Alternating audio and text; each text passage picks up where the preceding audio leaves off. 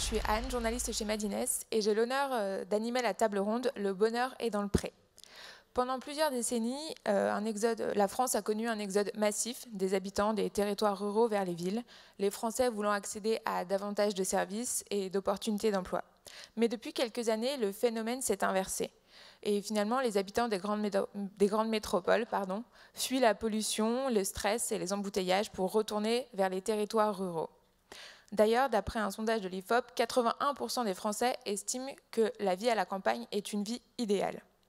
Pour accueillir et aider ces nouvelles populations à trouver leur place sur ces territoires, ces derniers doivent faire face à un nouvel enjeu de taille, à savoir leur offrir la même qualité de service et répondre à tous leurs besoins. Pour nous accompagner sur cette table ronde, j'ai le plaisir d'accueillir Virginie Hills, qui est fondatrice de la start-up Comptoir de Campagne, qui développe un nouveau modèle de commerce dont elle nous parlera, ainsi que Emmanuel Trivin, qui est président de Butagaz depuis 2012, donc une marque de gaz de butane et de propane, qui depuis quelques années diversifie ses ressources et qui s'ancre réellement dans les territoires et la proximité. Et pour terminer, Raphaël Boutin-Kuhlmann, qui est co-gérant, responsable du pôle immobilier, coopérative et urbanisme chez Village Vivant, mais aussi membre du Conseil national des terres-lieux. Vous pouvez également participer donc justement à cette table ronde en posant vos questions sur l'application SparkLove Live avec le code MADI. Vous pouvez voter pour les questions qui vous intéressent le plus et on essaiera de les poser à la fin de cette table ronde. Aujourd'hui, on observe donc un abandon finalement d'une partie, un sentiment d'abandon sur ces territoires, un cri d'alarme des maires, souvent beaucoup, mais aussi une certaine dynamique. Et est-ce que vous pouvez justement nous dire quelle est la situation selon vous sur le terrain et qui sont les nouveaux porteurs de projets qu'on voit apparaître justement sur ces territoires ? Oui, effectivement, un village sur deux a plus de commerce en France. Ça, c'est la réalité qu'on rencontre tous les jours. Mais comme vous le disiez, il y a une vraie envie de se réinvestir sur ces territoires. Donc nous, on propose une offre de commerce multiservice. Et c'est vrai que ces lieux-là, qui apportent à la fois du service et du lien social, sont plébiscités par la population. Donc on a à la fois... Et nous, notre premier contact, c'est les mairies, en fait. Voilà, c'est eux qui se prennent, qui saisissent de ce sujet et qui disent comment on fait pour faire revenir du commercial et donc de la vitalité économique et sociale dans notre village. Donc avant tout, nos premiers interlocuteurs, c'est les maires. Et puis après, c'est des porteurs de projets. Alors c'est difficile de faire un portrait robot parce qu'ils sont tellement tous un peu différents, avec des envies différentes, avec des motivations, des parcours différents. Mais c'est des gens qui ont cheminé différemment et qui se disent moi je veux retour aux sources ou m'impliquer dans mon territoire de manière durable avec un projet qui a du sens, qui apporte un impact pour les habitants. Et là il y a une étude récente qui a été présentée par le commissariat d'analyse économique et qui dit que en fait le bien-être perçu des habitants est très important. Ça a un impact sur le taux d'abstention, par exemple. Et ce bien-être, c'est pas juste combien j'ai d'argent dans mon portefeuille ou est-ce que je paye beaucoup d'impôts ou pas beaucoup d'impôts. C'est quel est mon tissu social et quelle est la dynamique en offre de services, notamment dans mon entourage, dans mon environnement direct. Voilà, donc c'est un sujet qui est crucial. Pour compléter, je ne vais pas reformuler ce qu'a dit Virginie. Nous, on a fait le constat à Village Vivant de deux choses. En effet, ces territoires qui connaissent un problème de dévitalisation, des commerces, des services qui se ferment, qui s'en vont. Et on l'a bien vu avec le mouvement des Gilets jaunes, qui a mis le doigt là-dessus. Et l'étude dont tu parles, Virginie, c'est cette analyse-là. C'est ce sentiment de déclassement. Comment on l'analyse ? Il y a une corrélation forte entre la fermeture des services et des commerces de proximité, et la mobilisation, et des supérettes notamment, et la mobilisation des Gilets jaunes. Donc ça traduit bien ce lien fort entre des lieux qui sont des lieux de lien. Pareil, il y a des travaux de sociologues qui montrent bien que le commerce est aussi un lieu de lien, et ce sentiment de déclassement. Et le constat positif, c'est cette capacité de résilience des territoires ruraux, qu'on retrouve aussi dans certains territoires urbains, dans certains quartiers, où finalement on s'aperçoit que plus on est dans un territoire en déprise, en déshérence, plus cette capacité d'innover va être importante. On le retrouve dans les territoires ruraux, et nous, c'est ce constat qu'on a fait. C'est des cafés associatifs, c'est des tiers-lieux, c'est des ateliers de réparation, c'est des librairies coopératives, une auberge coopérative. Je prends des exemples qu'on installe, nous, avec notre foncière. Et aujourd'hui, ça permet de changer un peu les modèles. C'est-à-dire que là où le commerce traditionnel avait du mal à fonctionner, les porteurs de projets, qui sont souvent aussi les habitants eux-mêmes, sous forme associative, arrivent à réinventer des modes de faire et de réinstaller des services là où il y en a besoin. C'est ce qu'on fait à Village Vivant avec notre foncière, où on achète, on rénove et on loue des immeubles, parce que c'est un frein aussi, l'immobilier, et on accompagne les porteurs de projets sur ces projets spécifiques. C'est un second frein, cet accompagnement spécialisé de ces porteurs de projets, et c'est ce qu'on essaye de faire à Village Vivant. Alors, ce qui est intéressant pour Butagaz, c'est qu'on est un peu les anciens autour de cette table. Hein. Ça fait plus de 80 ans qu'on existe. Et on trouve nos origines, non pas dans l'exode urbain, mais l'exode rural. Hein. C'était les années 30. Et ce qui est intéressant de constater, c'est qu'il y a un certain nombre de problématiques qui demeurent. Problématique de la continuité de service, par exemple. Butagaz, c'était le gaz de ville à la campagne, hein, à ses origines. Et nous, notre produit emblématique, c'est la bouteille. Et la bouteille, c'est encore un tiers des ménages français, quelle que soit la marque qui l'utilise. Et donc, il y a un premier enjeu qui semble basique, qui est un enjeu de continuité de service. Et où est-ce que je vais trouver le produit dont j'ai besoin? Donc, c'est des problématiques autour desquelles on se rassemble. Il y a une autre problématique qui est aussi, je pense qu'en filigrane, et on parlait des gilets jaunes, la problématique du pouvoir d'achat. Et quand on vend de l'énergie, on pèse sur le budget des ménages. Inévitablement, et donc derrière la problématique des économies d'énergie et de comment on peut apporter des services de qualité dans les territoires autour des économies d'énergie, c'est quelque chose qui est super important, parce que derrière ça a des effets bénéfiques sur le tissu local, sur les artisans par exemple, et c'est des choses sur lesquelles on travaille beaucoup, parce que on rejoint aussi la quête de sens quelque part dont vous faisiez écho. Justement, j'ai l'impression que vous parlez aussi beaucoup justement de perte de services et de cette volonté et de ce besoin d'en ramener aussi dans les territoires. Et est-ce que finalement le commerce, comme on l'entendait auparavant, par exemple une boulangerie ou une supérette, ne se réinvente pas pour devenir complètement un service, en devenant soit multiservice, soit peut-être digital aussi avec l'énergie? Et à ce moment-là, comment se crée cette nouvelle forme de service avec quels acteurs, comment par exemple Butagaz peut travailler avec Village Vivant ou d'autres supérettes? Comment est-ce que tout ça se met en place finalement? Alors, bon, c'est le cœur de notre sujet, comptoir de campagne. On a réfléchi à comment créer un modèle de commerce qui soit pérenne dans les villages et qui réponde aux besoins principaux des habitants. Donc voilà, c'est toute l'étude que l'on a menée avant de proposer ce concept-là. Et effectivement, l'idée, c'est de dire...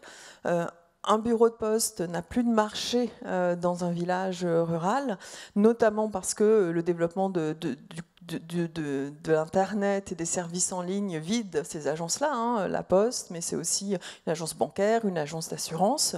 Un commerce traditionnel d'épicerie a du mal à sortir son épingle du jeu.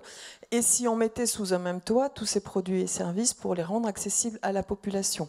Ça, c'est le point des services qui est important, et aussi la notion de lien social dont on parlait, qui est primordiale. Donc, c'est ces deux aspects-là. Et donc, notre modèle à nous, c'est de dire on met sous un même toit à la fois des produits locaux en circuit court, parce que c'est une offre forte et différenciante, et que c'est une nouvelle envie de consommer. Voilà, on n'a plus forcément envie de consommer global, mais plutôt local. Donc, ça, c'est un vrai mouvement de fond, et que nous, on accompagne, parce que notre envie aussi, c'est qu'à travers ce commerce, on fasse vivre des artisans, des producteurs du territoire, pour revitaliser l'ensemble du territoire. Donc nous, c'est ce qu'on fait. On met sous un même toit et des produits et services locaux qu'on rend accessibles à la population, donc des produits locaux en circuit court, une offre de services la plus large possible avec la poste, le pressing, le repassage, le gaz, on vend des billets de train, voilà, donc on a une offre vraiment très très large de services.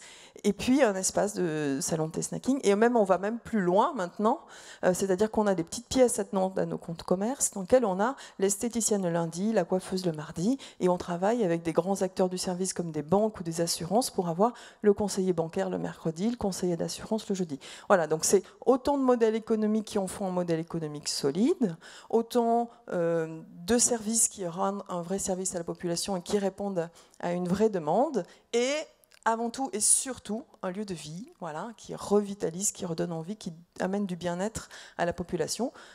Et c'est surtout ces zones rurales qui sont périurbaines, qui sont proches d'un grand centre-bourg, qui a une demi-heure, 1 heure et qui a capté toute l'offre de produits et services. Pourquoi ? Voilà. Est-ce que ça c'est juste ? Est-ce que ces grands centres commerciaux périurbains, ça amène du sens ? Ramenons les services au cœur des villages et c'est ce que les gens attendent. Oui, je pense que là, il y a une logique économique de toute façon qui fait que les zones de chalandise étant ce qu'elles sont et les densités de population sont étant quand même réduites, il y a nécessité pour que le modèle économique soit viable d'avoir une multi-activité. Autrement, techniquement, ça passe pas. Il y a un autre élément qui me paraît intéressant, c'est justement de ne pas opposer cette approche physique du dernier kilomètre quelque part à l'approche digitale. Elle est complémentaire. Je crois que la problématique omnicanale, elle est aussi très valable dans les territoires, non pas en antagonisme, mais en complémentarité. Et le point, c'est de penser, alors pour nous, mais je suppose pour la plupart des acteurs, c'est de penser son approche digitale de manière très ergonomique, justement en pensant à toutes les populations, qu'elles soient urbaines ou dans les territoires, peu importe, en complémentarité, une présence au téléphone, mais qui soit locale et qui soit de proximité aussi. Et nous, notre parti pris, c'est difficile de prétendre à la proximité si son centre d'appel est à l'autre bout de la planète. Donc il y a ce concept aussi de proximité là. Et ensuite, en complémentarité, le point de rencontre physique, qui ne s'oppose pas, mais qui complémente, je dirais, l'approche multicanale. Et ça paraît d'autant plus important qu'on parle de service. On voit, alors le produit physique, il est acheté localement, par définition, on le touche. Mais le service, de plus en plus, il est digitalisé. Il y a besoin de le compléter par du conseil. Vous en parliez, c'est très important. Et du conseil local, du conseil de confiance, parce qu'au final, ça fait du sens, c'est qu'on connaît ses voisins et on leur fait confiance, et ça crée du lien aussi. Pour compléter, c'est bien ce qui a été dit, c'est-à-dire que longtemps on a pensé que le digital était une solution. On a oublié que c'était un outil, en fait, finalement. Et ça doit être indissociable de la question du lieu. La question du lieu, aujourd'hui, elle revient, elle est fondamentale. La recrudescence, la mode, enfin c'est plus qu'une mode, le mouvement des tiers-lieux résume bien tout le propos qu'on a aujourd'hui, en particulier dans le monde rural, parce qu'il y a beaucoup de tiers-lieux qui s'inventent dans les territoires ruraux et qui répondent à plusieurs enjeux. C'est le problème de la question de la mobilité, on va loin, on travaille loin, on a besoin de prendre la voiture, le fait de faire ensemble et d'être ensemble. Je crois qu'il y a aussi, on a parlé d'innovation en termes de produits, de marché, d'hybridation des activités. Ça, c'est fondamental, en effet. L'agriculture alternative l'a fait il y a quelque temps. Le commerce est en train de le faire aujourd'hui. Mais il y a aussi l'innovation en termes de portage, de gouvernance. Je prends l'exemple d'une petite franchise dans une vallée au-dessus de chez nous, pardon, on est dans la Drôme. L'épicier sont succédés, c'est un Vival pour ne pas citer, il a fermé, c'est des gens qui faisaient 70 heures par semaine qui n'ont jamais pu fonctionner, ils se tuaient à la tâche. Les habitants se remontent, ils montent une épicerie associative avec des produits locaux, avec un bénévolat important. Aujourd'hui, il y a 70 heures de travail et 2 salariés. Et des produits qui viennent à 80-90% d'un rayon de 20-30 km autour du magasin. Il y a quelque temps, quand on présentait ça aux élus, on nous disait « mais vous êtes gentils, c'est super, vous êtes dans l'éthique, les valeurs ». Non, aujourd'hui, parce qu'on a un modèle, un portage différent, qui est celui des habitants, qui sont à la fois les usagers, les consommateurs, mais aussi les porteurs de projets, et bien ça fonctionne. Et je crois que cette capacité d'agir, alors dans la Drôme, on parle de capacité d'agir, à Paris, je crois qu'on parle d'empowerment. Capacité d'agir, on comprend aussi. Ah, très bien. Okay. J'essaye de m'adapter, mais je plaisante. La capacité aussi, on dit. Ah ouais, un peu... je ne l'ai pas encore, celui-là. Donc cette capacité d'agir, elle passe aussi par comment on s'intègre dans le portage de son projet, dans je suis acteur du lieu qui va réouvrir, mais aussi dans l'investissement. Nous, ce qu'on propose, c'est ça, c'est aussi des titres, c'est-à-dire avec votre argent, vous pouvez faire une épargne solidaire et réinvestir dans les murs en ouvrant en bas de chez vous, donner du sens à votre argent en ouvrant en bas de chez vous des commerces dont vous profiterez. Et c'est ça, comment on replace le citoyen au cœur du projet. Et c'est intéressant ce sens de la communauté parce qu'on le retrouve même dans des sujets comme l'énergie. L'énergie, il n'y a rien de plus tristement banal, à part peut-être l'eau que l'énergie. Et pourtant, le gaz vert, la méthanisation, c'est pas juste du gaz vert, c'est aussi du gaz local. L'électricité photovoltaïque, c'est pas juste de l'électricité gratuite qu'on produit avec le soleil, c'est aussi quelque chose qui vient d'ici. Et il y a des business models très intéressants qui se développent. Après, on dit business model, je pense qu'Androm, on dit modèle d'affaires peut-être. Sur la production locale de choses aussi virtuelles que l'énergie. Et je trouve que c'est intéressant parce qu'on retrouve non pas simplement la continuité de service, mais aussi le sens, parce que ça vient d'ici, ça vient de la communauté. Et je voulais rebondir sur le sujet du digital. L'innovation, voilà, il faut qu'il y ait de l'innovation dans ces nouveaux modèles. L'innovation en termes de mode de gouvernance, d'organisation et l'innovation digitale. Enfin, il ne faut pas opposer les choses et je pense qu'on était en avance. Donc nous, on utilise tous les outils modernes de communication, de commercialisation, de gestion. On a une boutique en ligne. Voilà, il faut utiliser ces outils et comme le disait Raphaël, ce sont des outils effectivement. Et j'aime bien une situation de Richard Baldwin, qui est un économiste américain qui travaille sur l'intelligence artificielle, les nouvelles technologies. Qu'est-ce que ça va avoir comme impact sur le marché de l'emploi, le marché du travail? Il dit que bien sûr, ça va détruire beaucoup d'emplois, mais qu'au bout du bout, les emplois qui vont rester, ce sera les emplois les plus humains, les plus locaux. Voilà. Et c'est ça, je pense, qui est important. C'est le lien final avec une personne qui est capable d'aider une petite mamie à télécharger l'application de la banque et l'accompagner dans ses services numériques avec les services publics, par exemple. Mais également ouvrir la porte à la boutique en ligne pour les actifs qui ont l'habitude d'ouvrir juste leur coffre pour qu'on remplisse avec les courses. Voilà. Donc il faut utiliser tous ces outils-là. Et nous, on parle effectivement de capacitation. Donc comment on utilise ces outils pour que nos commerçants soient des commerçants augmentés et qui soient en capacité de vendre une offre si large pour que le modèle économique soit viable et qu'il y ait quand même l'humain au bout du bout, qui fasse des horaires dans le magasin et qui puisse répondre à toutes les demandes de la population. Et du coup, le digital est vu comme un outil, mais comment est-ce que justement on arrive à impliquer peut-être ces nouveaux ruraux qui ont peut-être pas du tout cette manière de consommer, par exemple, ou d'utiliser de l'énergie, et comment est-ce qu'on les implique, qu'on leur dit venez avec nous dans ces tiers-lieux et venez y participer, alors que c'est peut-être pas forcément une habitude qu'ils ont? Je pense qu'il y a... Alors il y a de l'accompagnement, on vient d'en parler, il y a aussi le choix.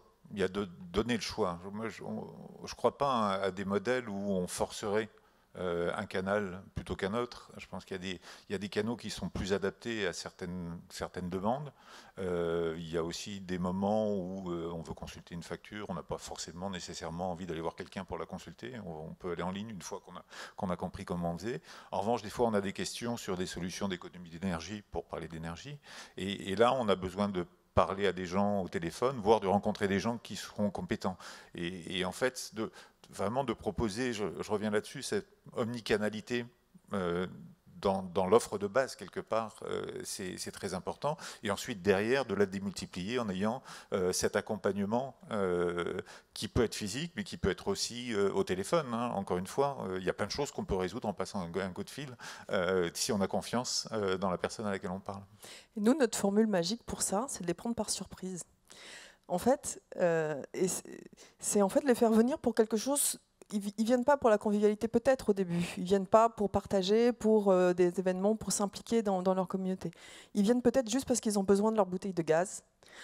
Parfois même, nous, quand on est relais poste, je dis souvent, même si quelqu'un veut vraiment pas passer la porte, il reçoit un recommandé, il n'a pas le choix. Il est obligé de venir. Voilà. Donc, en fait, on les prend un peu par surprise et ensuite, on les embarque avec nous dans notre aventure, dans toutes les animations, les événements qui sont faits, dans cette notion de tiers-lieu. Voilà. Et c'est un peu notre secret, c'est qu'on les prend par la main, par surprise, par quelque chose qui est très utile, dont ils ont besoin de manière indispensable dans leur quotidien et qui fait qu'après, on les amène plus loin dans la convivialité et dans leur implication dans le tissu local. Je crois aussi que c'est une question de posture. Pendant longtemps, on a pensé que l'aménagement, enfin, on n'a pas pensé, on l'a fait. On avait eu un aménagement qui venait d'en haut, qui est planificateur, qui est un aménagement jacobin. Après, on a eu la régionalisation, etc. Maintenant, la métropolisation. Et l'État, dans tout ça, les pouvoirs publics étaient des planificateurs. L'exemple, c'est la zone d'activité qu'on a tous en tête, à côté de la sortie d'autoroute. Ok, vous faites un autoroute, construisez-moi un échangeur, je mettrai ma zone d'activité. Et bien sûr, quand on passe, on les connaît tous, ces zones d'activité. où la seule implantation qu'il y a, c'est le panneau publicitaire qui dit qu'il y a des espèces à commercialiser. Ça ne marche plus aujourd'hui, ça. Il y a besoin d'avoir une approche qui vient des territoires. Et le rapport dont on parlait tout à l'heure du Conseil d'analyse économique, c'est une des préconisations. C'est comment on change le rôle de l'État. Comment on est dans un État qui est facilitateur, arrangeur. Alors sur les territoires ruraux, moi que je connais, c'est pas facile. Il y a une acculturation. Pourquoi ? Parce que c'est de la perte de pouvoir quelque part, c'est du lâcher prise, et que les élus, en tout cas les anciens, les choses sont en train de changer, n'ont pas l'habitude de ça, d'être facilitateur, arrangeur. Non, le développement économique, c'est souvent quelque chose de sérieux qui doit être maîtrisé par les pouvoirs publics. Cette posture est fondamentale. Et il y a un point aussi qui est important, c'est que ça ne doit pas, cette digitalisation qui est importante, cette hybridation des services, ne doit pas non plus pallier à un désengagement aussi de l'État sur ces fonctions qui vont être la santé, la présence postale par exemple, ce genre de choses, qui, par leur absence, alors c'est facile à l'échelle d'un mandat de voir les coûts que ça évite de fermer une maternité, un bureau de poste ou des classes ou des écoles, et il y en a vraiment beaucoup qui ferment. Il y a eu un rapport encore une fois là-dessus qui a pointé ça. Par contre, les externalités négatives, ces conséquences, elles se font voir maintenant, on l'a vu ces derniers mois. C'est ça qui est en train de se passer. Donc il faudra être vigilant à, bien sûr, reproposer certains services, mais, et on discute avec les pouvoirs publics là-dessus, avoir un tissu de services publics qui appartient à l'État et dont il a la charge. Justement, c'est vrai qu'on ne peut pas avoir peut-être tous les services dans tous les territoires. Malheureusement, d'un point de vue économique, ce n'est pas viable non plus. Et est-ce que justement ce développement, que ce soit des comptoirs de campagne ou des villages urbains ou même pour Butagaz du gaz, est-ce qu'il ne faudra pas mieux le voir finalement à l'échelle territoriale, enfin, entre plusieurs territoires finalement, faire peut-être des coopératives portées par les citoyens mais aussi par les pouvoirs publics. Est-ce que finalement ce n'est pas une échelle un petit peu plus grande que le simplement local qu'il faut envisager les choses? Alors vous avez raison. Alors après tout dépend qu'est-ce qu'on envisage par territoire, mais nous on travaille par territoire, on appelle ça des grappes. Et donc on propose cette offre de service sur une grappe. Alors l'exemple tout bête, c'est la coiffeuse. Elle va pouvoir faire le lundi dans un village, le mardi dans un autre, le mercredi dans un troisième, etc. Parce qu'effectivement, il n'y a peut-être pas le potentiel dans un village d'avoir une personne. Donc c'est ce qu'on appelle la mutualisation. Et vous avez tout à fait raison, c'est ce qu'il faut qu'on fasse. Les maisons France Service aussi essaient de... Comment on a une structure à un endroit, mais on déploie après le service ailleurs au niveau d'un territoire. Et oui. Oui, cette logique de maillage, elle est très importante. Butagaz, il y a quelques années, on disait qu'on avait 36 000 points de vente vendant des bouteilles de gaz en France, donc un par commune. Maintenant, on en a un peu moins de 20 000. Donc forcément, oui, il y a une réduction de notre présence, même si elle reste très forte. En revanche, elle a été complémentée et avec vraiment cette volonté de lier des partenariats qui nous permettent de continuer à avoir une présence durable. Et je crois que ce que vous aviez dit est très important. Il n'y a pas de solution unique. Il faut avoir des modèles qui laissent la place à l'initiative locale. Parce qu'il y a toute situation est unique et il faut vraiment qu'on puisse avoir la flexibilité d'y répondre localement. Il y a c'est le talent local qui sait mieux. Donc nous, on fournit une boîte à outils et en fait, c'est l'initiative locale qui utilise cette boîte à outils au mieux pour monter un projet local qui fasse du sens localement. Et ça peut être des grappes, effectivement, ou une commune en elle-même. L'échelle du projet, elle est très importante. Et le problème, c'est qu'il n'y a pas une bonne échelle de projet. C'est difficile de répondre à la question. Et c'est là où des fois le découpage administratif territorial ne colle pas aux réalités de projet. Mais en tout cas, cette question de la communauté, c'est-à-dire je peux être acteur du projet, oui, si je me déplace, si je connais les producteurs, la question du local, mais qu'il faut ne pas définir, ça me semble important, elle est fondamentale. Et l'autre qui se traduit après dans les faits, on a parlé de coopérative, nous on est une coopérative d'intérêt collectif et on défend ce modèle parce que justement il intègre, il y a cette question de proximité, de faire ensemble. Et l'autre question fondamentale, c'est celle du bien commun aussi. Nous qu'on porte un village vivant, et qui rejoint ces questions de local. C'est-à-dire comment on fait d'un commerce, de certaines choses, aussi un bien commun qui va être la propriété, ça va être notre cas, un commerce, d'un groupe, d'une communauté de personnes. Et là, on redonne encore une fois cette capacité d'agir aux acteurs, aux habitants, aux acteurs du territoire, qui deviennent des vrais acteurs du projet. On a vu beaucoup de solutions qui se mettaient en place, les territoires comme, enfin, les populations comme nouveaux acteurs. Et justement, quels freins vous identifiez encore aujourd'hui, chacun à votre échelle, sur justement le développement de ces solutions? Est-ce que c'est des questions réglementaires? Est-ce que finalement ça va être le choix aussi des habitants que de choisir telle formule de gaz, de choisir de passer à l'éolien, ou est-ce que justement ils ont encore une méconnaissance et il faut aussi leur apporter ce savoir à ce moment-là? Donc quels sont les freins que vous connaissez chacun à votre échelle?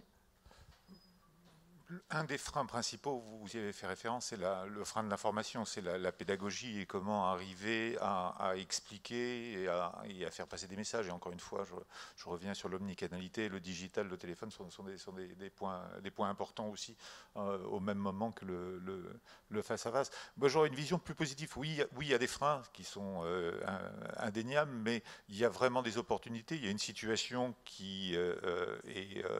c'est pas un effet de mode, c'est une situation structurellement problématique qu'il faut résoudre. Donc on est sur un problème structurel qui est certainement un des problèmes structurellement les plus impactants dans les années à venir, hein, au-delà des gilets jaunes qu'on a vus. Il y a du talent. Il n'y a pas du talent que dans les territoires, vous parliez des quartiers, il y a du talent partout.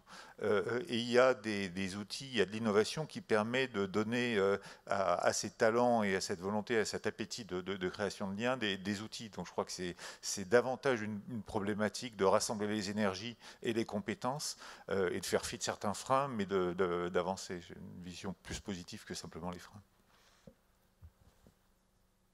Moi, j'en vois 3 que je connais. Il y en a beaucoup. Et encore une fois, il faut parler aussi du positif et de ce qui va bien.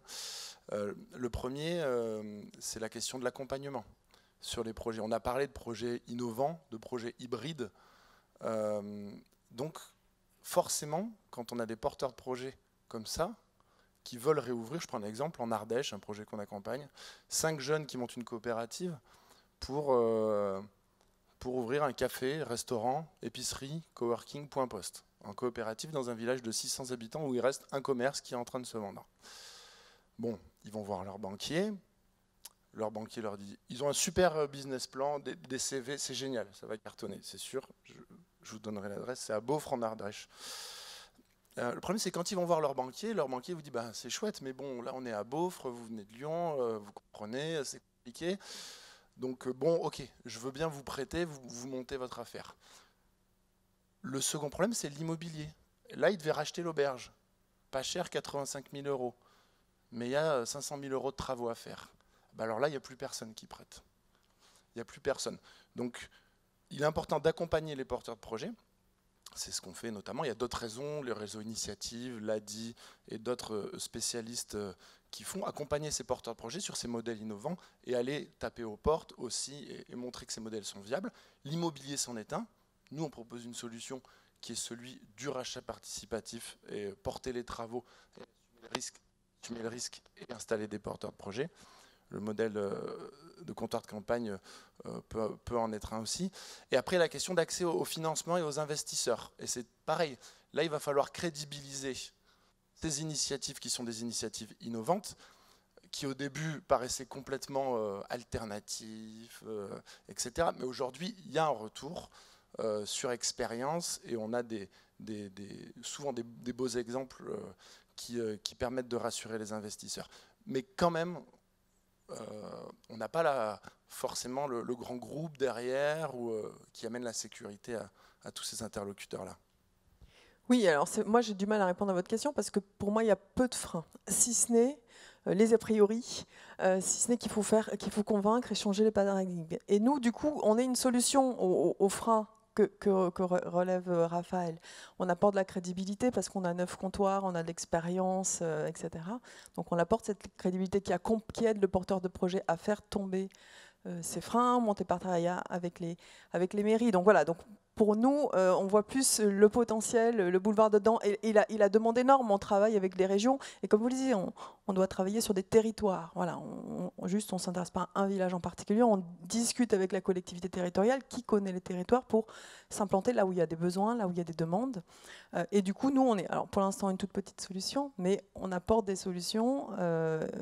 Voilà, et la demande est tellement forte, il y a tellement de belles initiatives de porteurs de projets qui ont envie, et des sociétés comme Village Bilan qui sont capables de les accompagner aussi sur les enjeux du foncier. Donc pour moi, on est plus des solutions devant un très grand marché. Il faut convaincre, il faut faire tomber les barrières et les a priori. C'est ça la plus grosse difficulté.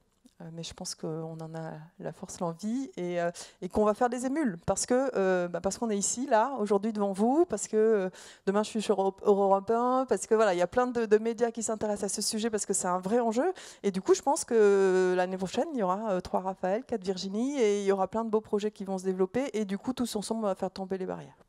Oui, c'est un enjeu structurel, un des enjeux principaux.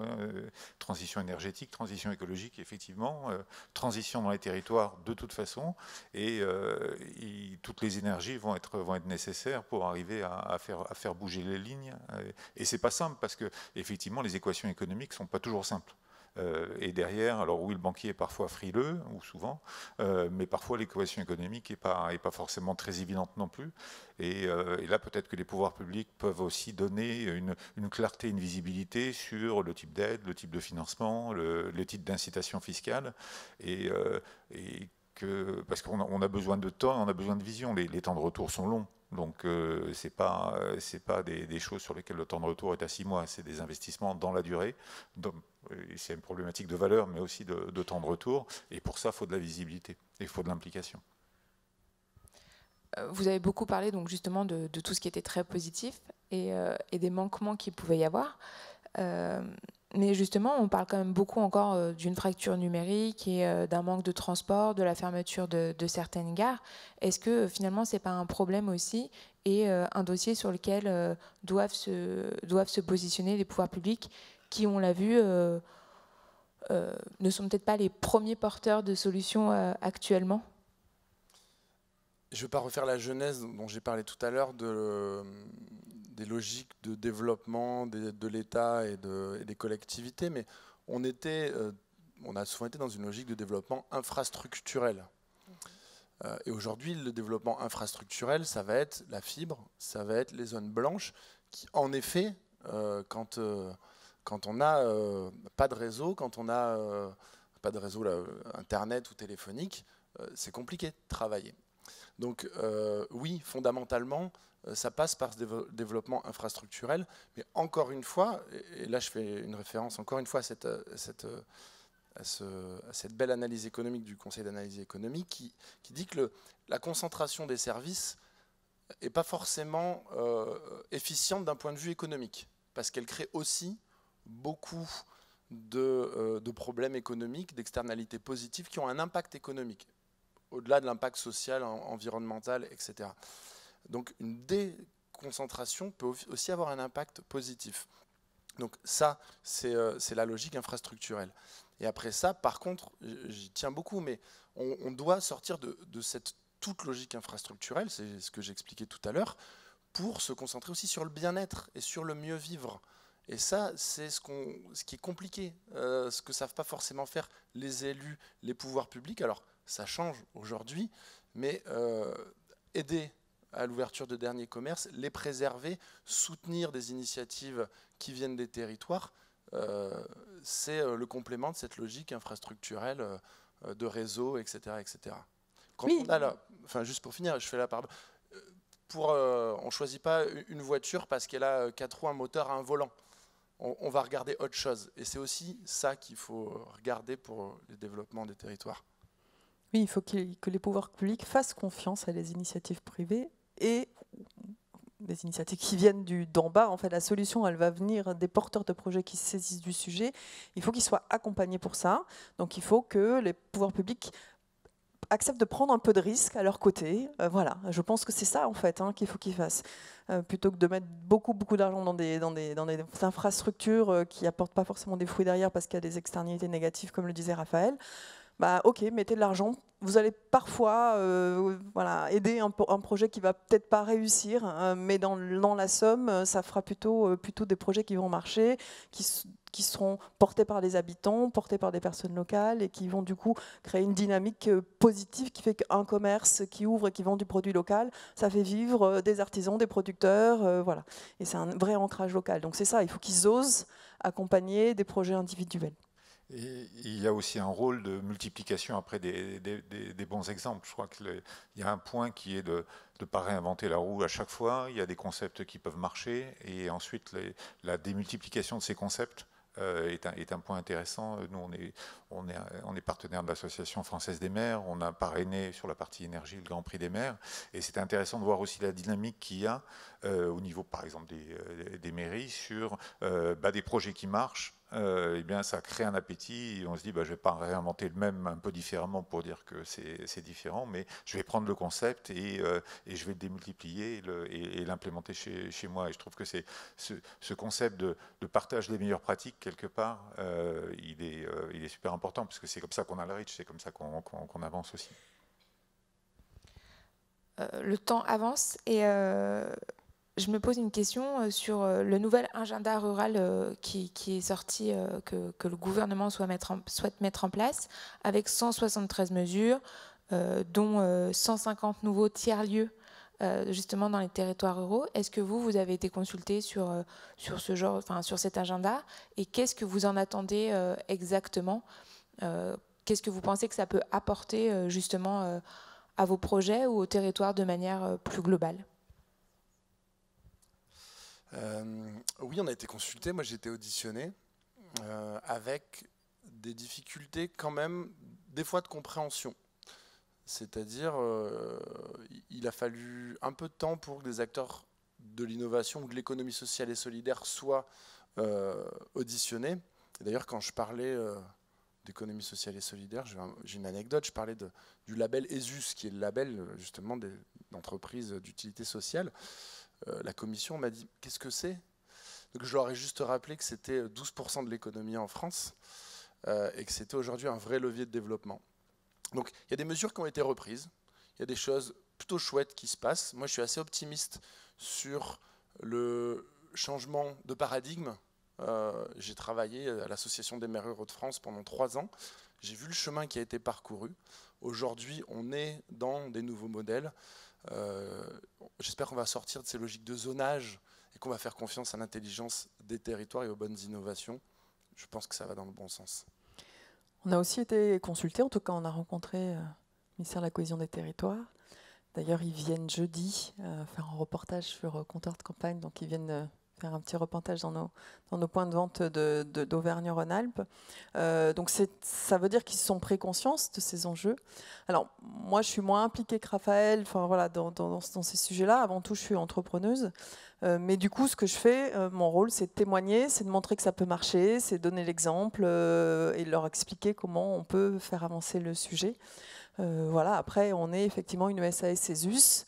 Donc on bénéficie d'aucune aide de leur part. Ils accompagnent certaines associations, certaines grosses associations, mais nous, comme on est une SAS ESUS et qu'ils ne savent pas trop ce que c'est, on n'est malheureusement pas accompagnés financièrement par eux. Mais c'est quand même une grande fierté pour moi de leur montrer que ça peut marcher et qu'ils s'intéressent à notre projet, qu'ils ont envie de le mettre en avant et de le citer comme un exemple de solution pour l'agenda rural. Donc voilà, moi je suis toujours partante pour témoigner quand on m'appelle. Je n'ai pas été consulté, c'est peut-être pour ça que je suis tout seul à ma table. Mais plus sérieusement, je trouve que ça va dans le bon sens. Forcément, on l'a dit.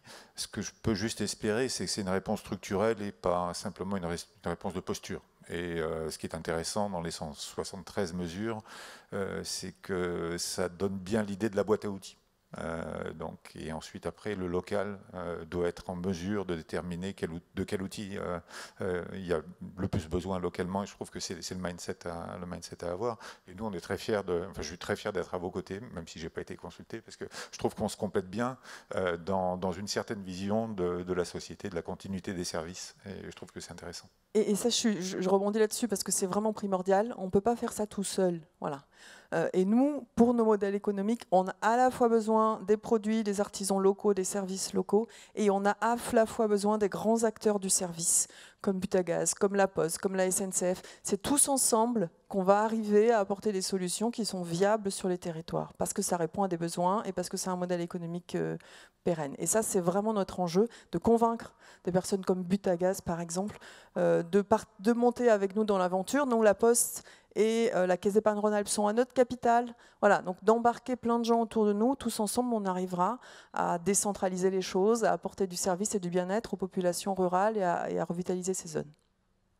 Eh ben, merci pour ce mot de la fin qui était finalement parfait et qui résume parfaitement cette table ronde. Merci à mes 3 intervenants et je pense que si vous voulez leur poser des questions ou continuer la discussion, ils seront d'accord pour le faire avec vous à la suite de cette table ronde. Merci beaucoup et je laisse la place au prochain.